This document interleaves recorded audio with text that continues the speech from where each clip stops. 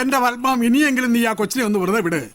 വന്നപ്പം മുതൽ ഉടുമ്പടക്കം പിടിച്ചിരിക്കുക. അതൊന്ന് ശ്വാസം വിട്ടോട്ടോ കേട്ടോ മാഷേ. വെളുപ്പിനുള്ള ജീപ്പിന് പള്ളിമേടയിൽ എത്തിയ ശേഷം എനിക്ക് ഇരിക്കപ്രതി വന്നിട്ടില്ല ഇവള്. അപ്പൊ ചുരുക്കത്തിൽ ഞങ്ങളുടെ കൊച്ചിനെ ടീച്ചർക്ക് നല്ലോണം ബോധിച്ചു അല്ലേ? Thank you.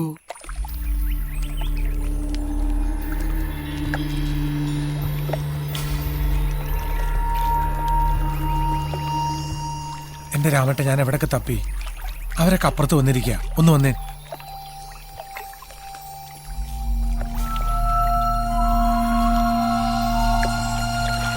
അവനും കൂടി ഒന്ന് എത്തിക്കോട്ടെ. എത്തിയല്ലോ. ഇതാണ് ബലരാമൻ. മോൻ ഫോട്ടോ മെയിൽ ചെയ്തിരുന്നു, കൂട്ടത്തിലുണ്ട്. തനിക്ക് എന്തു പറ്റി? എന്തോ ഒരു വല്ലായ്മ? ഇല്ല, ഒരു തലവേദന. ഇനിയിപ്പോ എല്ലാവരുടെയും തലവേദന മാറണമെങ്കിൽ കൊച്ചുങ്ങളുടെ കെട്ട് കഴിയണം അല്ലേ സത്യേട്ടാ? സത്യ, ഞാനിപ്പോ വരാം. ബലരാമൻ ഒന്ന് വന്നേ. മോളെ ഇപ്പൊ വരാം.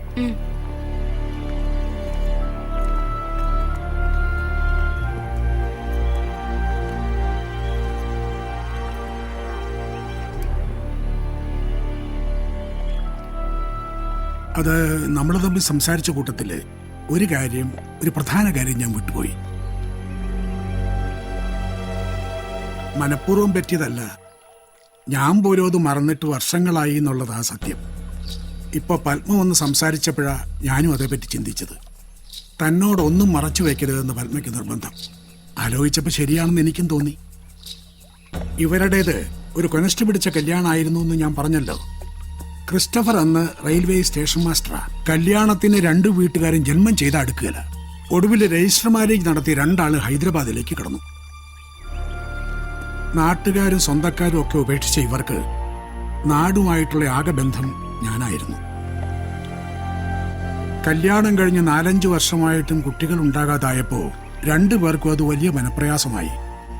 അങ്ങനെയാണ് ഇവർക്ക് വേണ്ടി ഒരു കുഞ്ഞിനെ ദത്തെടുക്കാൻ ഞാൻ ആലോചിച്ചത്. അതിന്റെ എഴുത്തുകുത്തുകൾ നടന്നുകൊണ്ടിരിക്കുമ്പോഴാ ഇവരുടെ കത്തെനിക്ക് കിട്ടുന്നത്. സെക്കൻഡറാബാദ് റെയിൽവേ സ്റ്റേഷനിലെ പ്ലാറ്റ്ഫോമിൽ 7-8 വയസ്സുള്ള ഒരു ചെക്കൻ പനിച്ച് ചുരുണ്ടുകൂടി കിടക്കുന്നു. ആ കാഴ്ച ക്രിസ്റ്റിയെ ഒരുപാട് വേദനിപ്പിച്ചു. അയാൾ അതിനെ ആശുപത്രിയിലാക്കി. രോഗം ഭേദമായി വീട്ടിലേക്ക് കൊണ്ടുവന്നു. അന്നു മുതൽ ആ കുഞ്ഞ് അവിടെ വളരാൻ തുടങ്ങി, ക്രിസ്റ്റിയുടെയും പത്മയുടെയും മകനായിട്ട്. ആ കുഞ്ഞാണ് നമ്മുടെ മനു.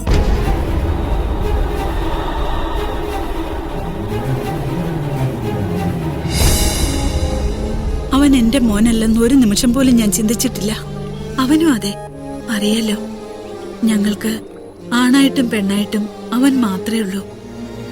ക്രിസ്റ്റി മരിക്കും മുമ്പ് തന്നെ ഞങ്ങളുടെ എല്ലാ പ്രോപ്പർട്ടിയുടെയും അനന്തരാവകാശം.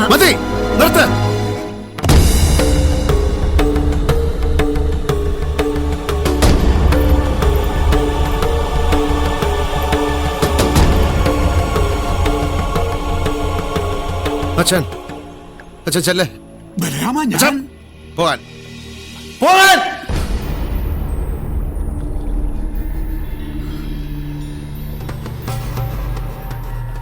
രാമേട്ടാ, എന്നാ പറ്റി? നിന്റെ മോളെ നീ പിടിച്ചു കൊടുക്കോ ഒരു അനാഥ ചെക്കന്? എല്ലാം പറഞ്ഞുറപ്പിച്ച ഇപ്പൊ പറയുന്ന കേട്ടില്ലേ, പ്ലാറ്റ്ഫോമിൽ നിന്ന് കിട്ടിയതാന്ന്. അങ്ങനെ പ്ലാറ്റ്ഫോമിൽ നിന്ന് കിട്ടിയതിനും വഴി കിടന്നതിനൊന്നും കൈ പിടിച്ചു കൊടുക്കാനുള്ളതല്ല എന്റെ മോള്. മനസ്സിലായോ? അനാഥനല്ലത്രേ. എനിക്കറിയാം.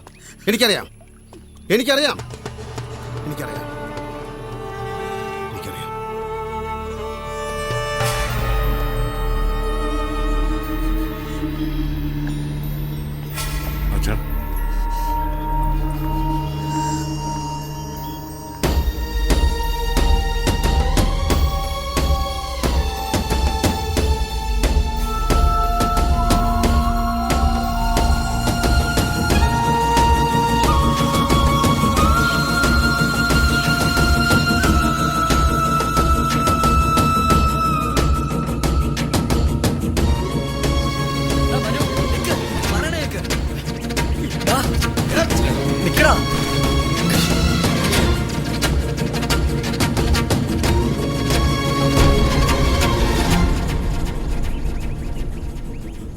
പറഞ്ഞു മോഹിപ്പിച്ച് എന്റെ അമ്മയെ വരെ വിളിച്ചു വരുത്തി.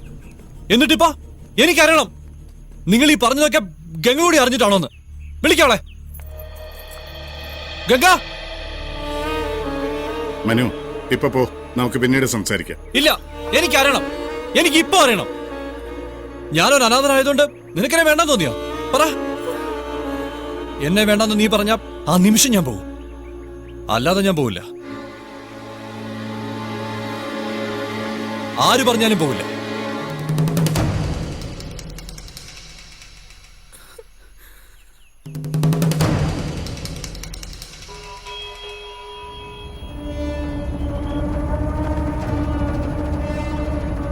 പറയാനുള്ളതൊക്കെ ഞാൻ പറഞ്ഞിട്ടുണ്ട്.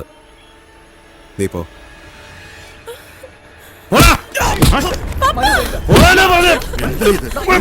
അവനെ പിടിച്ചോണ്ട് പോടാ. താൻ നോക്കിക്കോ, ഇന്ന് രാത്രി പുലരും മുമ്പ് ഇവിടെ ഞാൻ കൊണ്ടുപോയിരിക്കും. നിങ്ങളോട് പറഞ്ഞില്ലേ? പോടാ പോടാ. തന്നെ തള്ളയില്ലാത്ത ഭാഷ പറയണേ. കരുതിയിരുന്നോ താൻ?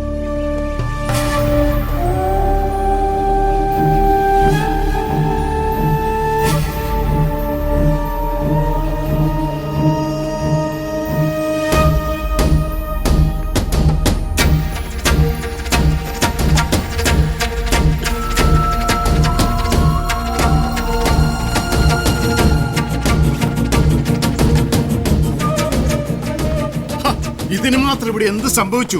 നീ ആരീ പേടിക്കുന്നേ? ആ ചെക്കൻ വന്ന് എന്തെങ്കിലും പറഞ്ഞു എന്ന് വെച്ച് എനിക്കൊന്നും എനിക്ക് മനസ്സിലാവും, ആർക്കും മനസ്സിലാവില്ല.